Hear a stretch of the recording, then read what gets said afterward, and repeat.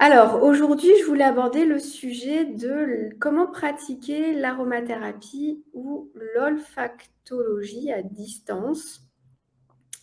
Maintenant, après ces quelques années, la digitalisation vraiment a pris toute sa place et ça peut être intéressant de coupler des sessions en présentiel à des services en ligne. Alors, comment on fait? Ça peut être, on va voir l'organisation et comment animer une session individuelle et, et aussi de groupe. Mais ça peut vraiment être intéressant, que ça soit par souci d'économie d'une salle ou pour le confort de travailler chez soi. C'est tout à fait possible de proposer ces services d'aromathérapie ou d'olfacto à distance. Alors, ça requiert à la fois une certaine organisation, et en même temps, il faut aussi une certaine appétence pour tous ces outils en ligne et cet outil de travail, en fait, qui est l'ordinateur. Donc je sais que certains praticiens sont pas attirés par ça, mais en même temps, ça peut être une porte pour développer des services auprès de personnes, du coup, qui sont loin de chez vous ou vous, si vous êtes isolé, du coup, vous facilitez le travail en évitant de vous déplacer.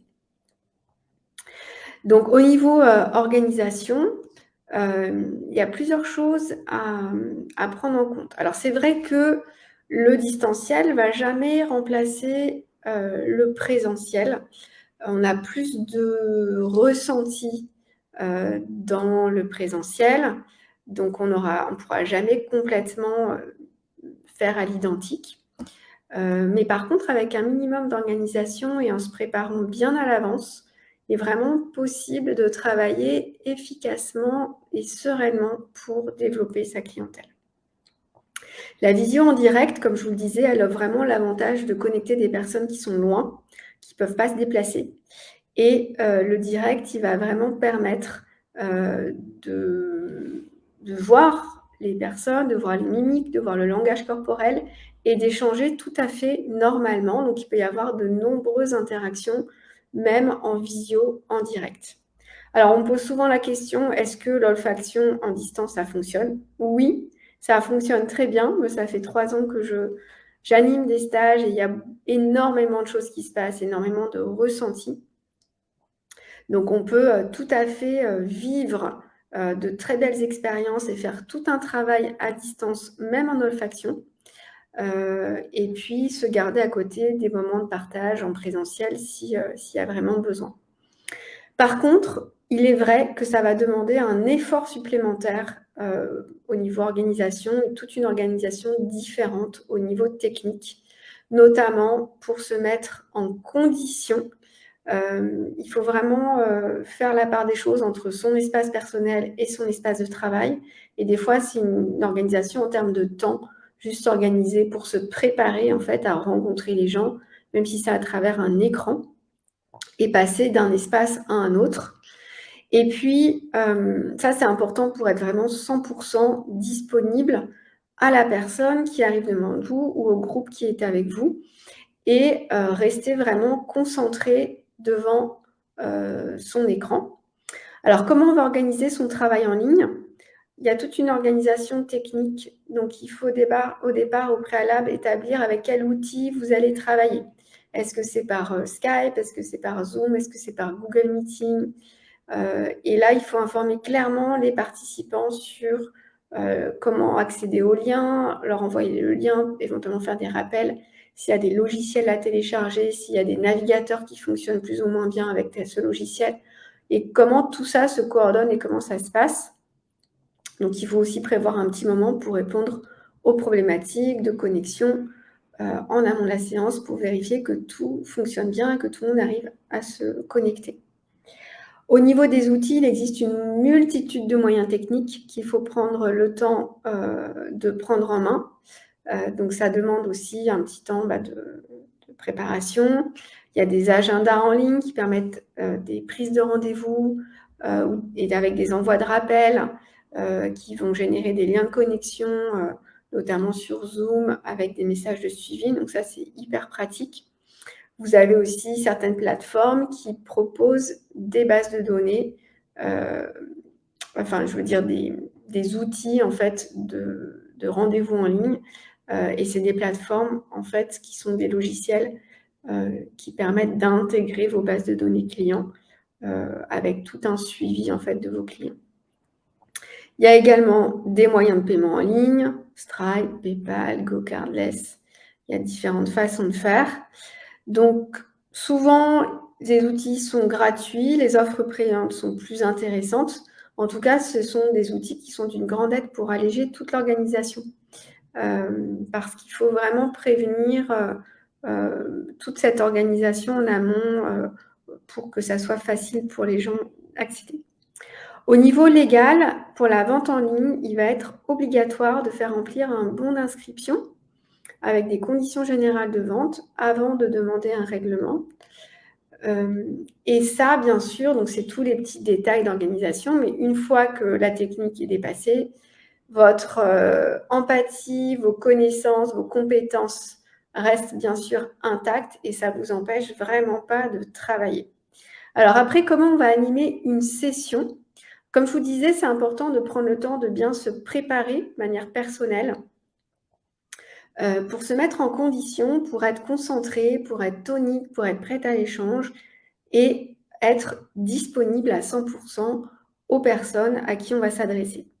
Donc, ça peut être une petite routine pour faire une marche dehors, s'aérer, prendre un temps pour faire de la relaxation, de la méditation ou juste relire ses notes. Mais ça va être intéressant de faire cet effort parce que en visio, on a moins, donc la connexion est plus difficile qu'en présentiel. Et donc, il faut faire plus d'efforts pour être vraiment présent à soi, pour être encore plus présent à l'autre et créer ce lien. Bien sûr, il faut préparer aussi votre matériel, vos flacons si vous devez montrer des choses, vos documents, avoir tout sous la main pour ne pas avoir à vous lever face à votre écran. Après, au niveau de la session individuelle, pour animer une session individuelle, tout reste identique, l'anamnèse reste identique, que ce soit en aromathérapie ou en olfactologie, ou dans vos pratiques de sophro, naturo. Et la seule différence, bien sûr, c'est qu'en olfacto, on ne va pas pouvoir faire tester les huiles essentielles. Donc, il y a une organisation différente. Pour une première séance, on peut utiliser les huiles que la personne a déjà en sa possession et explorer ses huiles préférées, explorer ses besoins par rapport à ce qu'elle a déjà. Et puis, ça peut être intéressant de questionner sur les goûts olfactifs de la personne pour s'assurer que les huiles essentielles que l'on choisit sont bien acceptées par le nez. Donc, on a des petites questions. En général, moi, je pars toujours de ce que la personne a, parce qu'en général, c'est ce qu'elle aime bien. Et puis, s'il est encore difficile de choisir les huiles essentielles pour la personne, on peut aussi utiliser la méthode des flacons numérotés. Donc, ça veut dire que chez soi, le thérapeute a son aromathèque avec ses flacons numérotés et on va faire choisir un chiffre au hasard, donc entre 1 et, 20, si on a 20 flacons. Et ça va désigner en fait le flacon qui porte le numéro. Et ça, en général, ça paraît un peu bizarre, mais ça fonctionne bien. Et en tout cas, c'est un bon point de départ à la discussion, même si la personne n'a pas l'huile en face. Ça permet de lancer la conversation et de créer une ouverture aussi sur justement ses goûts, ce qu'elle aime, ce qu'elle n'aime pas, et ses besoins, qu'est-ce que ça fait émerger en termes de besoins et d'émotions. Et puis, une fois que l'huile essentielle va être définie, vous pouvez faire acheter les flacons si c'est donc une huile essentielle qu'elle n'a pas. Et pour une deuxième séance, pratiquer. Donc, moi, en général, je pars de l'aromathèque de la personne. On pratique avec ce qu'elle a, la lavande, le petit grain ou l'orange. Et puis, la session d'après, on part sur un flacon que moi, j'aurais choisi ou qu'elle aurait choisi à distance, qu'elle aura acheté, et on continue comme ça, en fait, le suivi en olfacto. En aromathérapie, si c'est des conseils d'aromathérapie, c'est plus facile en fait. On peut tout à fait poser ces questions de la même façon qu'on pose ces questions, dans son cabinet. Et puis on peut donner juste la liste des huiles essentielles et le matériel à se procurer. Il faut bien sûr bien expliquer les proportions, le nombre de gouttes, les mises en application, pour être très précis.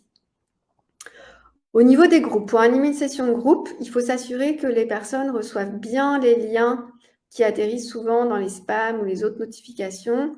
Donc encore une fois, il faut un peu travailler l'organisation et être bien disponible avant pour répondre à tous les messages de j'ai pas reçu le lien ou j'arrive pas à me connecter. Et puis, c'est important bien sûr de maîtriser un minimum son outil pour pouvoir indiquer aux participants où se trouvent les messages, les micros, les vidéos, comment on fait. La difficulté chez soi, c'est que l'espace n'est pas forcément adapté pour trouver le calme, pour trouver un espace justement où on est disponible à ce qui va se passer, notamment en olfaction. Donc c'est important aussi de le préciser auprès des gens, de fermer les portes, sécuriser les animaux, prévenir de ne pas déranger, parce qu'il y a souvent beaucoup de sources de distraction. Donc faire couper le téléphone, voilà, être bien installé, avoir tout sous la main, avant de commencer. Et puis, ensuite, comme en présentiel, vous expliquez le déroulé de la session que vous allez animer normalement. Donc ça, c'est important, de bien, présenter comment ça va se dérouler, parce qu'on est un peu plus tête en l'air et un peu moins disponible peut-être de l'autre côté à la maison. Et aussi de prendre un temps pour partager, pour clore la session, comme en présentiel en fait, c'est la même façon.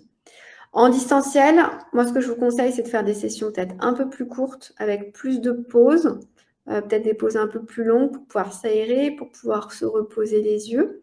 En tout cas, ce qui est important, c'est de rester vraiment dynamique, souriant et présent pour les interactions de groupe comme en présentiel. Donc ça demande d'être très attentif en fait à ce qui se passe à l'écran. Et en conclusion, je dirais que la pratique en visio, elle demande de s'adapter à la technique, qui est parfois chronophage pour vraiment comprendre et tout choisir les outils et qui peut être aussi un peu frustrant.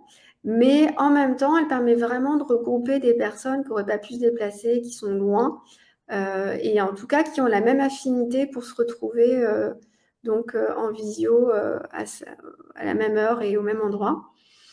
L'idée, c'est vraiment d'utiliser le meilleur de la technologie pour créer une expérience vraiment inoubliable et pertinente pour soit vos patients, vos clients, soit votre groupe. Donc les inconvénients, vous l'avez compris, ça demande beaucoup d'énergie pour assister, les gens, parfois au niveau technique ou, au niveau des mails, pour trouver les bons outils, les liens qui s'égarent, les micros qui fonctionnent pas, les connexions qui sont pas bonnes. Bah, il y a souvent, voilà, il peut y avoir des problèmes techniques. Donc ça demande une adaptation, de nos métiers, de praticiens, mais ça, voilà, ça ouvre à la créativité pour rester en lien. Ça demande pas mal d'énergie, mais en même temps, et de pause, en fait, pour se ressourcer. Mais ça permet de ressortir, pour moi, plutôt grandi des expériences, qui se passent, qui se déroulent et vous montez, en capacité et en compétences.